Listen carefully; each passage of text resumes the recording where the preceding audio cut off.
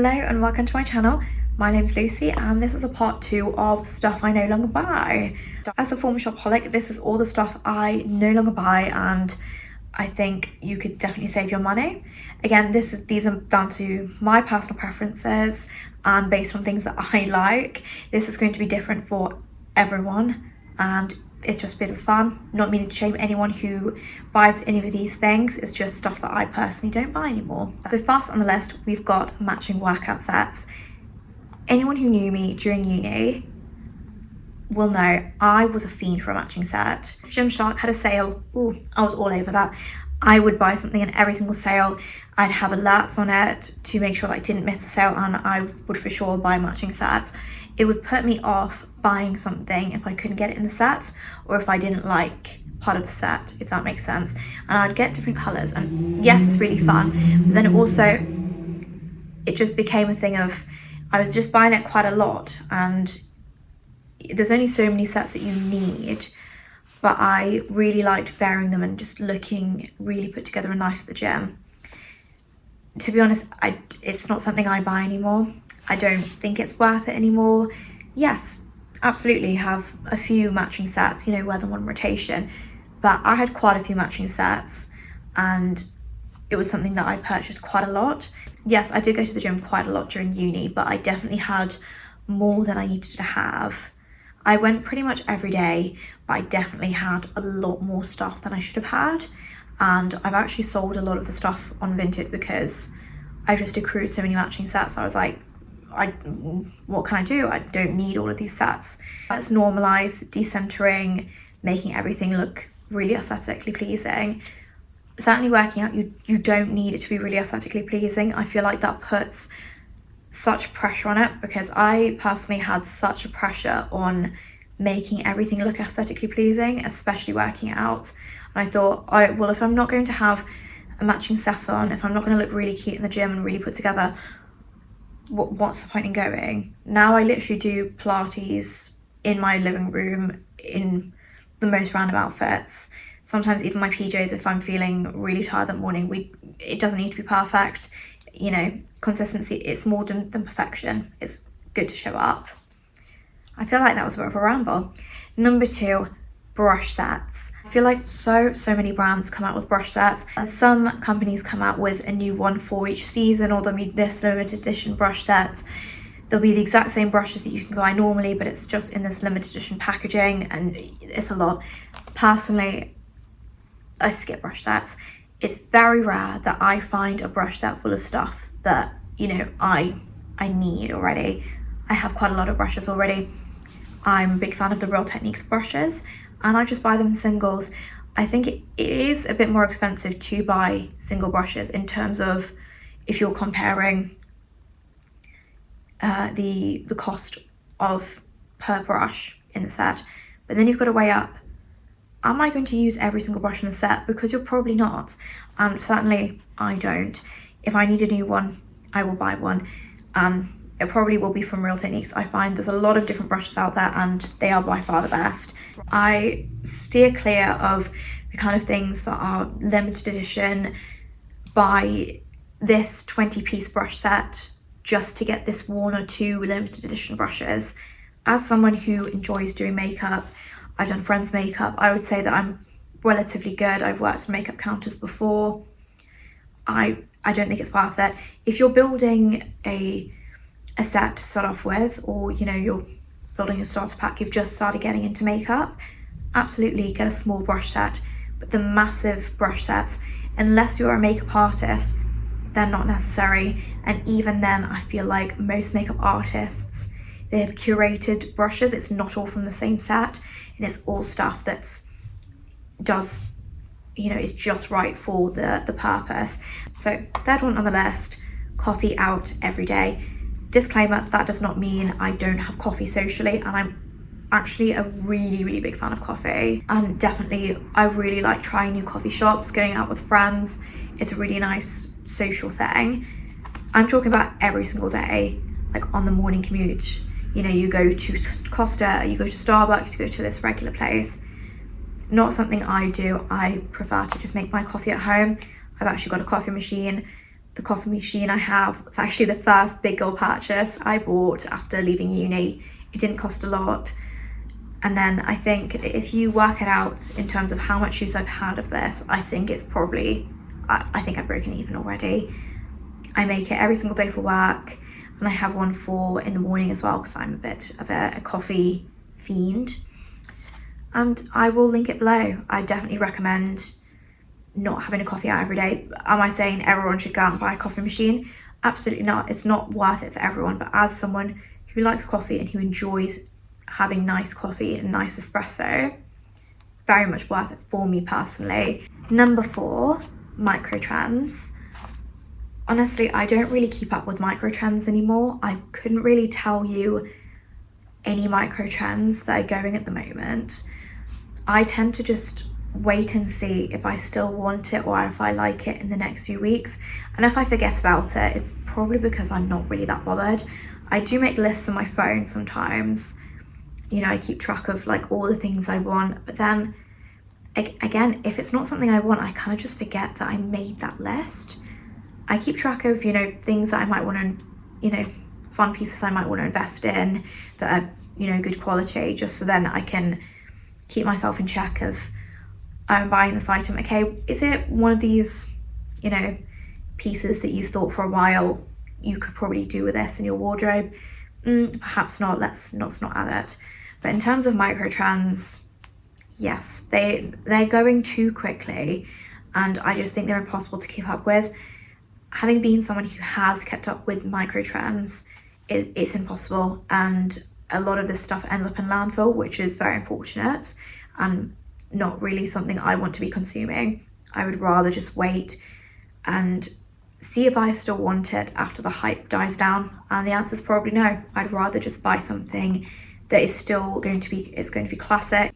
It's never off trend because it's never on trend, that kind of thing. It's just, I like classic pieces way more than buying to microtrends. Which leads me into number 5, poor quality clothes.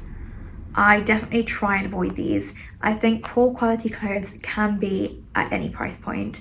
Having been brought up in a family where my mum really values good quality fabrics and would always invest in one nice piece rather than buying like 10 not as nice pieces, I think that's definitely shaped me quite a bit, and I would much rather avoid poor quality clothing. Again, that can come at any price point, especially nowadays. I find that I have a look at very expensive items that you think, I don't think the quality lines up with that price point. So I tend to steer clear. I tend to buy for quality rather than for prestige, for the label. I find that works a lot better for me personally.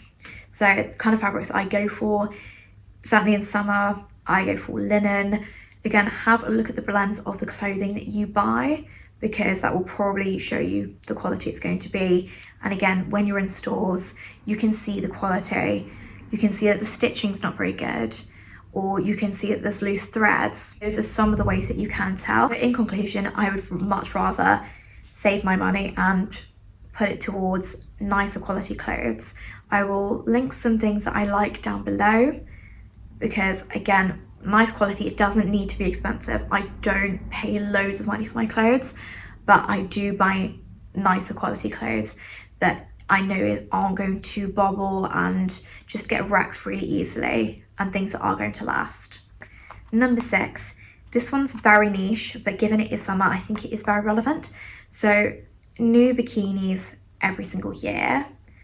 I think that can include a lot of very seasonal pieces, but I think particularly because it's summer, new bikinis every year. I see that there's bikini hauls, people are buying loads of new swimwear every single year. They're buying things, loads of swimwear specifically for an event. If there's a reason of why you need to buy new pieces of clothing, for example, your size has changed, your tastes have changed, whatever the reason, that's absolutely fine. I'm talking about, and this is not any shade towards anyone who does this, but I'm talking about the hauls of 20 bikinis from Shein just to go on holiday, and this is year on year on year because you can't outfit repeat. Because it's a piece that you're not really going to be using too frequently and it's very seasonal, I don't think it's worth buying something new every single year, because simply you're not getting the use out of it. If you're living in a hot country, I could understand, but even then I would prefer to just have a few nicer pieces that are going to last longer. I certainly tend to just invest more on products, and I tend to avoid shapes and sizes that I know that aren't going to suit me, rather than just buying loads just for the outfit and the aesthetic. And I don't think I've actually bought a bikini this year, because I don't think I bought a bikini in the last 2 years actually. I just rewear the swimwear that I already have. If my size changes and I need to pick up something new, absolutely I will do that, but I will try and pick something that I know I'm going to like for years to come, rather than something that's very micro trendy and very specific to this year and this season. I just steer clear. So number 7, again, this one's very niche and very oddly specific. Matte lipsticks. I don't buy them anymore. There's only a few that I actually like, and I can only see myself purchasing another matte lipstick if these were to run out. And to be honest, I don't use them massively often, so I don't think I'm going to use them up that quickly. So I am just going to say the ones I like. The only 2 matte lipsticks that I actually like are is MAC Velvet Teddy and Pillow Talk, the original one by Charlotte Tilbury. I've had both of those lipsticks for quite a while, years, and I'm not getting through them very quickly. And any other matte lipstick, I just don't like the formula, I don't like the colour.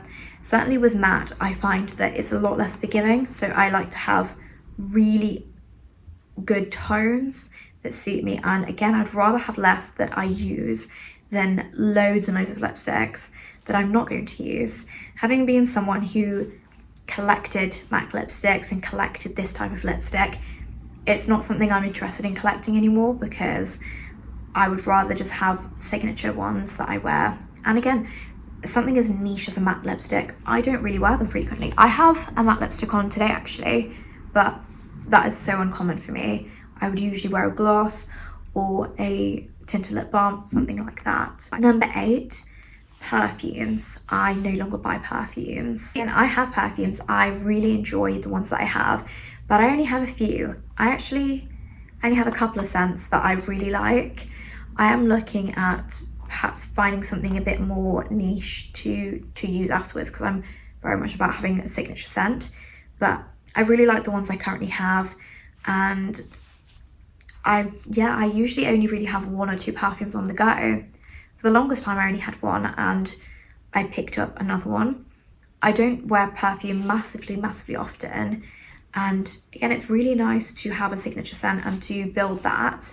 The ones that I do like are the YSL Libre perfume and the Prada Paradox, 2 very popular scents, but they are ones that I really like. I really try out fragrances before I buy them to check that there's something that I actually like that I'm going to wear. I'm incredibly sensitive to scents, very specifically, and I find that certain notes make me feel very headachy and actually just make me feel a bit ill, which is really interesting. So the ones that I go for, I just keep it very minimal, and I don't really change that up very frequently, or at all. I don't buy anything else. If I get little samples of other ones, I do try them out and think, I keep track of ones that I might want to get in the future, but I know what I like, I know what I don't like. I'm at that stage now, and I don't feel any pressure to have 50 million perfumes just because why not?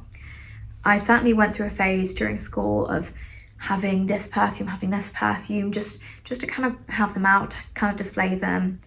Now very much I would just rather have a couple and just have a signature scent. So number 9 is an excessive amount of hair care products. I have a selection of products that I like to use and I just repurchase. I repurchase them once they run out, or sometimes I'll have something as a backup just before I'm about to run out so that I don't have to dash off to the shops. I have very fine hair. I don't need to have 1,000,001 hair care products. I feel like social media certainly has made us think, oh well, you're gonna need the pre-scalp treatment, you're gonna need hair oil, pre-wash oil, then you're gonna need this type of shampoo, then you're gonna need this type of shampoo, then you're gonna need conditioner, you're gonna need a hair mask, you need a hair gloss, you're gonna need all of these things, you're gonna need a scalp scrub. There's a lot going on. I prefer to have a lot more of a streamlined amount of products that I know work really well and I can use them for multiple different purposes. So for example, this is a product I really like. This is the L'Oreal Elvive No Haircut Cream. This has vegetable keratin and castor oil in it. This is for long damaged hair. I wouldn't say that my hair's damaged, but it is very long. And I don't dye it. I haven't dyed my hair in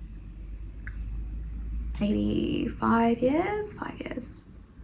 Yeah, 5 years. I haven't dyed it in 5 years. These are products based on my hair type. It is very fine. It tends to get oily quite quickly because I don't dye my hair, and because it is more fine, again, it looks oilier quicker. So this product in particular, this has heat protection in it, has heat protection up to 230 degrees. It's also a really nice leave-in conditioner as well.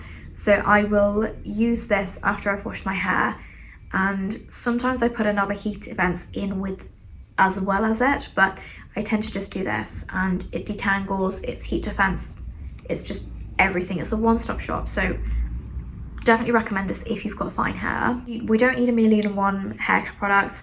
We can just have a selection of products that we like to use, and that's it. So last but not least, dupes. So some things I buy are more affordable versions of other products. However, things that are blatantly meant to be a specific product, I very much try and steer away from those, because from experience, quite a lot of these dupes, they aren't the same as the original product. And I've found that I've wasted my money in having bought a load of these more affordable options when either I already use the original version and really like it, or I've had a look at the ingredients and I thought the original version would work for me and I just bought the dupes instead. This does not mean I don't like affordable products. I am a big affordable product girly. I don't think you need to spend a lot on products. I think you can just pick and choose what works. But from experience, a lot of these dupes, they're not as good as the original product. And I would just rather buy the product that I'm probably going to end up buying in the end anyways, because a lot of them aren't as good, than kind of mess about buying this product and then going, oh well, this dupe wasn't very good, but I think it might be better from this brand. And then you've bought 5 different products and you've probably spent more than you would have spent on this original product when you could have just bought the product in the beginning. Perfect example of this, the Drunk Elephant Bronzing Drops. This is a really niche product, and again, this is not something that would work for everybody. This is not something that everybody would be obsessed with. However, this is something I really like. I don't like wearing a lot of heavy foundations, and to be honest, a lot of the time I want a little bit of colour in my skin or in my face, but I don't want too much coverage. This is perfect. I've messed about with so many other affordable products to try and avoid buying this product, and this product has been the best, and I've probably spent it 3 times over trying these dupes that just aren't as good. And it's gotten to the point, certainly with this product, that I just ignore the dupes. There's so many coming out all the time, but I know they aren't going to be as good as this one. So I save my money and just buy the more expensive one. So that was all of the products and things that I no longer buy. If you like this video, please like and subscribe and leave a comment. That would really help me out, and I will see you in the next one. Bye.